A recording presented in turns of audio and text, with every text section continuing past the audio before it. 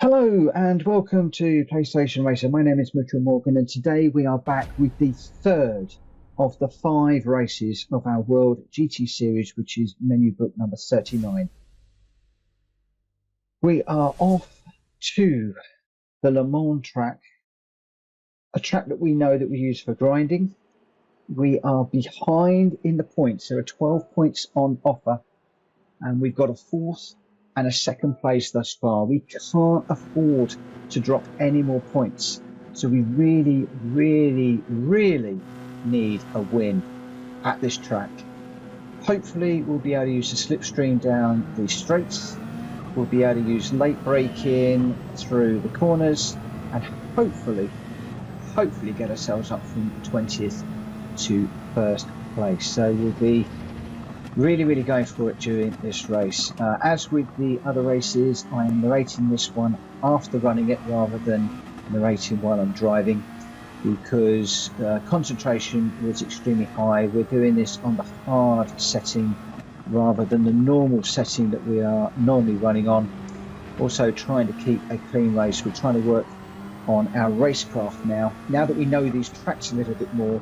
Now that we know how this car handles, because we're out with the Toyota Supra, one of our go-to cars through these menu books. So we're going to try and keep it clean and we're going to try and get through it. So we are up into 16th place as we head into the straight. Probably not picking up a slipstream here, but we are making some headway on the cars. Picking up the slipstream now. 3 cars together as we need to get it slowed down for this right-left. Closing really quickly on these cars, much quicker than I thought on the Ferrari. Just nipping across to the Viper to try and get a slipstream off the Viper. The Viper's looking to get a slipstream off of the Ford. We're going to be able to jump these cars. That's made up a load of places through there, which is great news. On the back of the Nissan for a slipstream. Done the Nismo. And we're up into 11th place, so this is a much better performance than we've had in the previous races. Lap 1 of 3, bearing in mind these are long laps, probably a 3.5-4 minute lap, I would guess. We'll see when we get to the end, and we are going to really need to go for it. Looking at the map in the top right hand corner, it doesn't look like the leaders are getting away from the pack, which is good news. Looks like they're just going around this very tight right hander at the bottom here. So I'm going to go to the left of this car, just get it turned in, burying the brake pedal, pushing it through the floor. We just run a little bit wide and into the gravel. That is not going to help us at all. We were just slightly unsighted for our normal braking zones through there. And that has annoyingly probably cost us about a second or so to the cars in front. We are not going to be able to afford too many mistakes like that in this race. So we should be able to get past the Porsche nice and quickly through here. Riding full beans through here. Watching the car in front. He's going to be in our braking zone. Normally we like to go full pelt and brake at this point. So completely unsighted for our braking point there. Had to take a completely different line to the one that we would have liked, but that is done. Down into first gear just to get it slowed down, back up into second on the power as quickly as we can. We need to get on the back of this group through the next set of curves so that we've got any chance of getting any slipstream down the main straights. It would be nice if we can overtake a few of these cars through here, closing much more quickly than I'd hoped. Dropping it down into 5th gear for traction through here, going a little bit wide, drifting across to the right hand side a little bit. Can normally be really quick through here, but I've got to be very minded of the cars in front. Where can we get overtakes? Can we go underneath this one? Do we need to go around the outside? We can get up the inside on that car. We've got the BMW in front. Can we get him on the left hand side as we go through here? Using all of the curb. And we do the Supra. That's a great driving to get up into 6th place.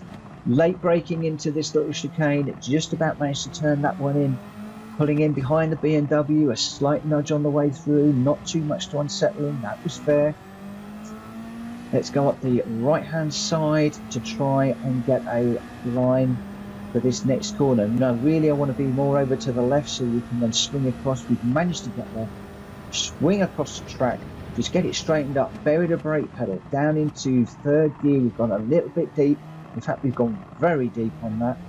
That has compromised that corner quite significantly, enabling the cars in front to get away. So that is potentially our first biggest mistake that we have had, and thankfully that hasn't cost us too badly. We're on the back of the Honda here quite quickly, being careful not to take too much of the inside.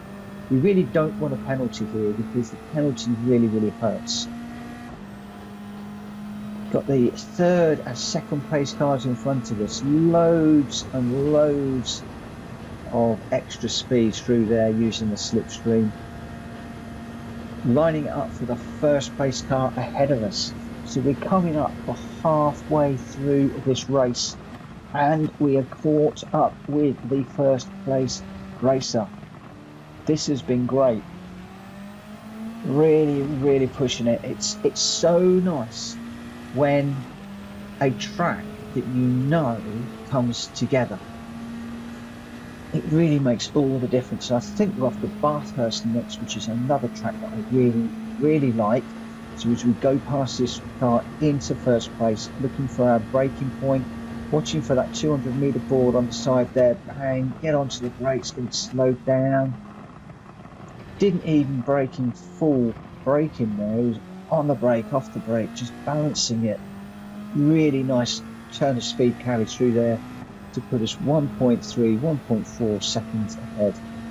Looking at the weather radar, we've got rain coming in. This is the same as when we are running the endurance race. We are on racing medium tyres, so we are going to need to be very careful.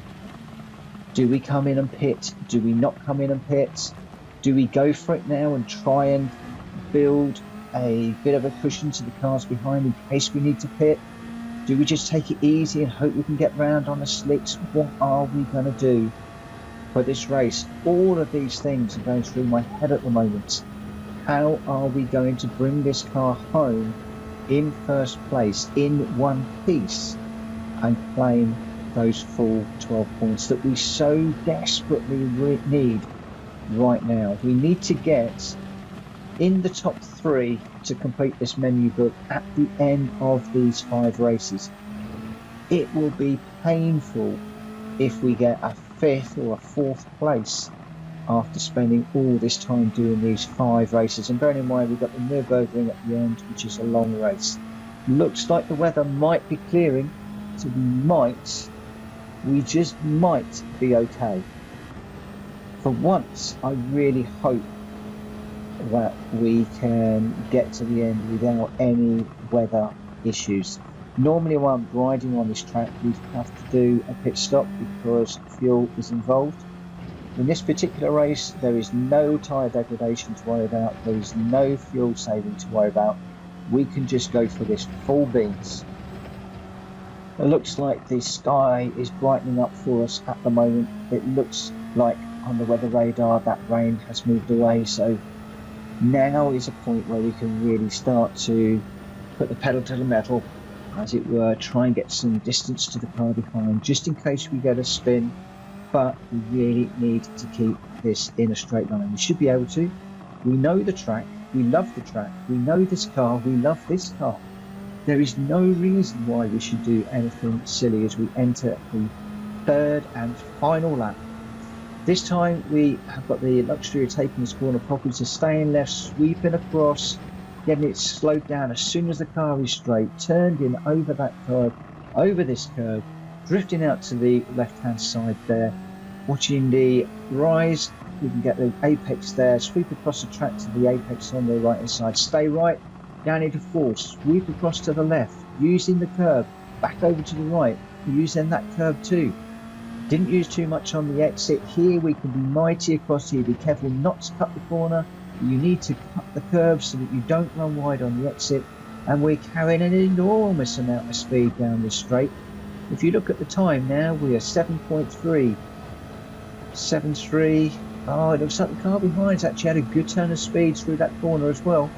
Maybe they're using bump drafting. That is a technique on the straights where you get in the slipstream, you nudge the car in front of you to push him along, then you catch him up, hit him again, push him along, catch him up. I did do a video on that, so please have a look at that. If you are struggling on this track, bump drafting really is a way that you can catch up with the leaders if you are struggling. We don't have that problem. We are out in front by 6 seconds. The cars behind are catching us, so that cushion that we have got is going to be disappearing. We need to be super late on the brakes here, looking for that 200-meter board, bang, getting it slowed down through the gears, third gear, getting it turned in, over that curb, over this one, just leave it in third, letting it run, curb on the way out, up into fourth. So we're down to 4.6. Those cars behind us are still catching. They are clearly working together. So we have got our work cut out. This race is far, far from over. We cannot make a mistake at this corner. This is one where it's very easy to run on too much. Getting it down into second gear, getting it turned in, that's really nice. That's going to help us. Looking at the timing line now, we are 3.5, 3.4. They're still catching us, these cars behind. They are really moving. So through this last little section, we are going to need to give it everything. The time is coming down, 2.7 now, 2.6. The cars behind is just catching me so quickly, and I'm going flat out here. We need to be mighty through here, using all that curb, burying the brake pedal really late, getting it turned in. That was a little bit deep on that corner, but that has given us a little bit of time. Not enough though. Look at that time coming down, 2.8 now. Back out to 3, 3.2, 3.4. Something's happened. We were just building a bit of a gap, but no, they're through the corner, and now we're down to 3.2, 3.1, 3. It's going to be less than 3 seconds very, very soon. This is heart in the mouth stuff now. Through here, mighty fast, down into fifth just to balance it. Get over to the right, sweep across to the left. Fourth gear, just be brave, be brave. Fourth gear all the way through here. We can hug this corner, absolutely hug this all the way through. Stay left, right, sweep across to the left. Don't drift out too far. That could be a 5-second penalty. That could hurt us badly. If we've got penalties on, that is normally a penalty position. Halfway down the pit lane, we will bury the brake pedal. We're halfway down the pit lane entry. Across the chicane, down into second gear, getting it turned in. Looks like we're going to do it. Boy, that was close. I really thought that we were in trouble at one point there. They were closing so quickly on us. But we were mighty towards the end of that lap. That was full commitment. And just under 5 seconds advantage. So we were pulling out a little bit of extra distance. A massive 12 points. So important. That now puts us just 2 points behind Heures, who had a torrid race there.